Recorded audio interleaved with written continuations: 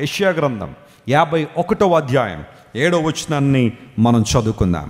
యెషయా గ్రంథం 51వ అధ్యాయం 7వ వచనం చదివితే, నీతిని అనుసరించు వారులారా నా మాట వినండి, నా బోధను హృదయమందుంచుకున్న జనులారా, నా బోధను హృదయమందుంచుకున్న జనులారా ఆలకించుడి. మనుషులు పెట్టు నిందకు భయపడకుడి. చూడండి, మనుషులు పెట్టు నిందకు మీరేం చేయకండి, భయపడకండి.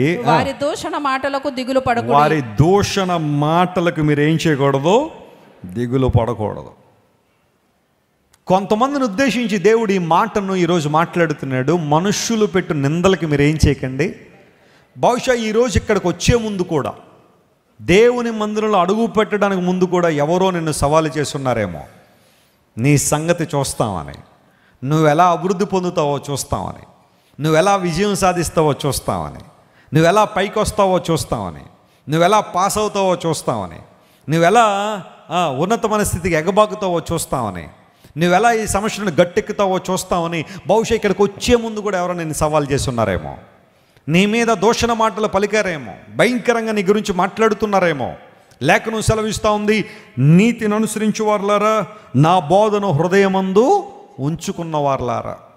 ఇప్పుడు మనుషుల యొక్క దూషణ మాటలను, వారి నిందలను జయించాలంటే మనలో ఉండాల్సిన ఒక క్వాలిటీ ఏంటంటే, దేవుని మాటలు, దేవుని బోధ ఎక్కడుండాలట, హృదయమందు ఉండాలట. ఆ ఫుట్ నోట్లో దానికి ఏం రాసిందో తెలుసా? మీరు చూశారు కదా ఆ వచనాన్ని మనం చదివితే, యెషయా గ్రంథం 51వ వచనంలో, నా బోధను హృదయమందు ఉంచుకున్న జనులారా ఆలకించుడి అన్న చోట ఫుట్ నోట్లో ఏం రాశాడు చూడండి, హృదయపూర్వకంగా నా బోధను అనుసరించి జనులారా. హృదయపూర్వకంగా తన బోధన ఏం చేయాలట, అనుసరించాలి. మొదట మనం విన్నాం కదా, చాలామంది ఎవరో బలవంతం మీద ఏదో చేస్తూ ఉంటారు. కానీ దేవుడు అన్నాడు, హృదయపూర్వకంగా నా బోధన మీరు ఏం చేయండి, అనుసరించండి. That's your part. నువ్వు నేను చేయాల్సిన పని అది. నువ్వు నేను చేయాల్సిన పని ఏంటంటే హృదయపూర్వకంగా దేవుని బోధన అనుసరించడం. నేటి దినాల్లో చాలామంది బోధ వినేవాళ్ళు ఉన్నారు. చాలా మంచి విషయమే.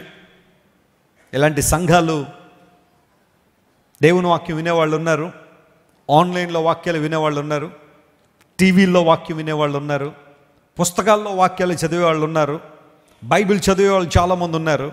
ఏదో విధంగా వాక్యాన్ని వింటున్న వాళ్ళు చాలామంది ఉన్నారు. కానీ ఇక్కడ ప్రశ్న ఏంటంటే, విన్నవారు ఎంతమంది దేవుని వాక్యానుసారంగా బ్రతుకుతున్నారు? ఇది ప్రశ్న.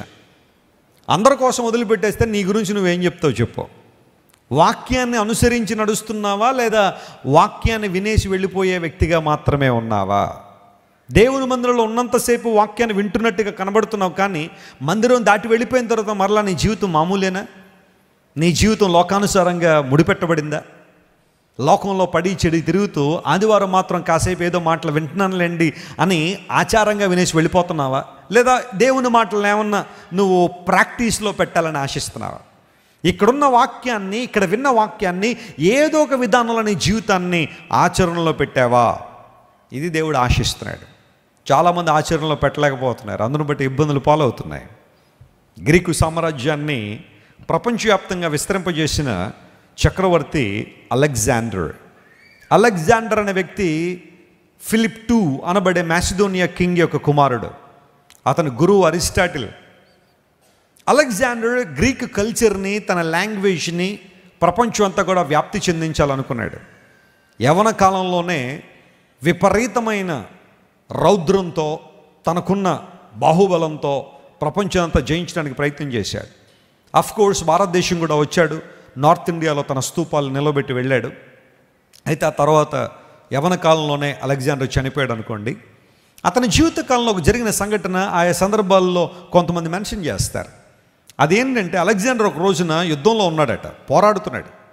ఆ యుద్ధంలో పోరాడుతూ ఉండగా ఒక సైనికుడు వెన్నుదిరిగి పారిపోతున్నాడట, పరిగెత్తేస్తున్నాడు. అలెగ్జాండర్ ఆ వ్యక్తిని చూశాడు, దగ్గరికి పిలిచాడు, బాబు ఇలా రా అన్నాడు. వచ్చి నిలబడగానే, ఏంటి సంగతి, ఎక్కడికి వెళ్ళిపోతున్నావు అన్నట్టు.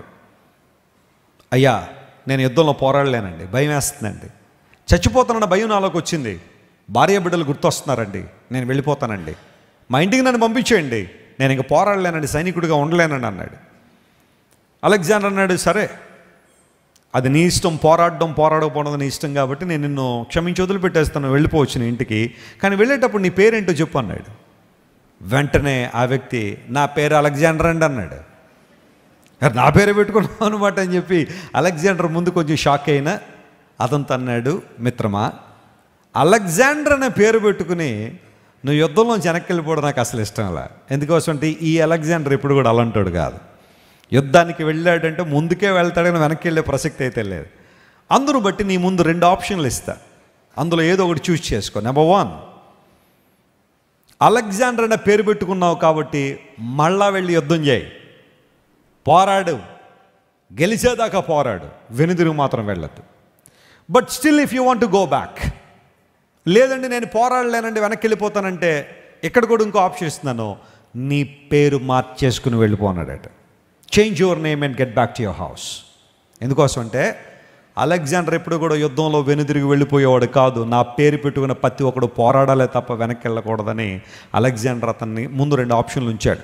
మరి అతను ఏమనుకున్నాడో మనకు తెలియదు, కానీ అక్కడ వరకు స్టోరీ మాత్రం మనకు తెలుసు. జాగ్రత్తగా గమనించండి. అలెగ్జాండర్ అనే ఒక రాజే తన పేరుకి అవమానం రాకూడదని, పోరాట పట్టం కలిగిన వాడు యుద్ధంలో ముందుకే వెళ్ళాలని వెనక్కి వెళ్ళకూడదని నిర్ణయించుకున్నవాడు ఆ పేరుని అంత ప్రొటెక్ట్ చేసుకుంటే, దేవుని బిడలమని ప్రకటించుకుంటున్న మనం, క్రైస్తవులమని దేవుని పేరు పెట్టుకున్న మనం, క్రీస్తు రక్తంలో కడగడని మనం అనేక సార్లు ఎందుకు వెనకకు తిరుగుతున్నాం? ఎందుకు దేవుని వాక్యాన్ని నెరవేర్చలేకపోతున్నాం? ఎందుకు ప్రార్థనలో మన మోకాళ్ళు వంగటం లేదు? ఎందుకు ఉజ్జీవ జ్వాలల్లో మనం ముందుకు సాగాలని ఆశపడడం లేదు? పరిశీలన చేద్దాం. నీతిని అనుసరించే వారులారా, నా వాక్యాన్ని, నా బోధను హృదయపూర్వకంగా అనుసరించే వారులారా, if you can fulfil your part. ఇప్పుడు దేవుడు మాట్లాడుతున్నాడు. అలాంటి స్థితిలో మీరున్నప్పుడు, మనుషులు ఎవరైనా మీ మీద నిందలేసినప్పుడు, నువ్వు పాపం చేసి తప్పు చేసి నీ మీద నిందేస్తే అది దేవుడి కోసం నింద కాదు. అది కొంతమంది తప్పులు చేసి నిందలు పడబ్బా ఎన్ని నిందలు పడిపోతాను దేవుని కోసం అంటారు. అది దేవుని కోసం పడుతున్న నింద కాదు, నీ దౌర్భాగ్యాన్ని పడి పడుతున్న నింద. కానీ దేవుని కోసం నువ్వు నిజంగా నింద అనుభవిస్తే, దేవుని కొరకు నిలబడి నువ్వు శ్రమ అనుభవిస్తే, దేవుడు నీతో మాట్లాడుతున్నాడు. మనుష్యులు పెట్టే నిందకు నువ్వేం చేయొద్దు, భయపడద్దు. వారి దూషణ మాటలకు నువ్వేం చేయొద్దు, భయపడదు. ఎందుకోసం అంటే దేవుడు తన కార్యాన్ని నెరవేర్చాలని ఇష్టపడుతున్నాడు. కింద వచ్చిన ఒకసారి మనం చదువుదాం. యెషయా గ్రంథం 51వ అధ్యాయం 8వ వచనం చదివితే, వస్త్రమును కొరికివేయినట్లు చిమ్మట వారిని ఏం చేస్తుంది, కొరికి వేస్తుంది. బొద్దిక గొర్రె బొచ్చును కొరికివేయునట్లు వారిని కొరికివేయను. అయితే నా నీతి నిత్యము నిలుస్తుంది, నా రక్షణ తరతరములు ఉంటుంది. నమ్మిన వారు గట్టిగా చప్పట్లు కొట్టి ప్రభువును మహిమపరచండి. నా నీతి ఎల్లప్పుడూ ఉంటుంది, నా రక్షణ తరతరాలు ఉంటుంది. కానీ ఎవరైతే దేవునికి వ్యతిరేకంగా నిలబడుతున్నారో, దేవుని బిడలకు దూషణ పాలు చేయాలని నిందలు వేయాలని ప్రయత్నం చేస్తున్నారో, అలాంటి వారి భవిష్యత్తు ఏంటనే దేవుడు మాట్లాడుతున్నాడు. వస్త్రము కొరికివేయినట్లు చిమ్మట వారిని ఏం చేస్తుంది, కొరికేస్తుంది. చాలామంది తెలియక దేవుని బిడల మీద నిందలు వేయడం, అవమానాలు వేయడం, అదేదో ఫన్గా అపహాస్యంగా తీసుకున్న వాళ్ళు చాలామంది ఉన్నారు. కానీ I'm so sorry to say, అదే ప్రక్రియలో నువ్వు కొనసాగితే, అదే ఉద్దేశంతో నువ్వు ముందుకెళ్తే, దేవుడు మాట్లాడుతున్నాడు. బొద్దిక గొర్రె బొచ్చును కొరికివేయనట్లు వారిని కూడా ఏం చేస్తుందట, కొరికివేస్తుంది. అయితే దేవుని బిడ్డలకు భవిష్యత్తు ఏంటి? ఎవరైతే నీతిని అనుసరిస్తున్నారో, ఆయన బోధన అనుసరిస్తున్నారో, వారికి ఇవ్వబడే రక్షణ ఎప్పుడు ఉంటుందట, తరతరములు. ప్రభు కేవలం నేను క్రిస్మస్ రోజునే కాపాడువాడు కాదు ఆయన, లేకపోతే మరొక సందర్భంలోనే కాదు, అనుక్షణము నేను ఏం చేస్తున్నాడు ఆయన, కాపాడువాడు, నేను నడిపించువాడు, బలపరచువాడు. ఎంత గొప్ప దేవుని మనం కలిగి ఉన్నాం, ఎంత ఆశ్చర్యకరుణం మనం కలిగి ఉన్నాం. ప్రభునందు ప్రియ దేవుని బిడ్డలారా, యేసయ్య నామములో ఉన్న శక్తి గొప్పది కనుక మీరు మనుషులు పెట్టిన నిందలకు భయపడకండి, వారి దోషణ మాటలకు భయపడకండి. చాలాసార్లు చాలామంది ఎక్కువ కృంగిపోవడానికి ఇదే కారణం. వాళ్ళు ఎలా అంటున్నారండి, వాళ్ళు ఎలా అంటున్నారండి అని. అవన్నీ అనవసరంగా నువ్వు విని ఎందుకు పాడు చేసుకుంటా నేను మనసున్నాం. దేవుడు నీ గురించి మాట్లాడుతున్న మాటలను లక్ష్యం ఉంచు, ఆయన యందు విశ్వాసం ఉంచు. ప్రభు నిన్ను బలపరిచి అద్భుతాలు జరిగిస్తాడు. మీరు ఇంతవరకు విన్న దైవ సందేశం మరియు దేవుని సేవకులు చేసిన ప్రార్థన మీకు ఆశీర్వాదకరముగా ఉన్నదని విశ్వసించుచున్నాము. ఈ సందేశాన్ని మీ స్నేహితులకు, బంధువులకు షేర్ చేయండి. మీకు ఏదైనా ప్రార్థన అవసరత ఉన్నచో మా ఫోన్ నంబర్లకు కాల్ చేయండి.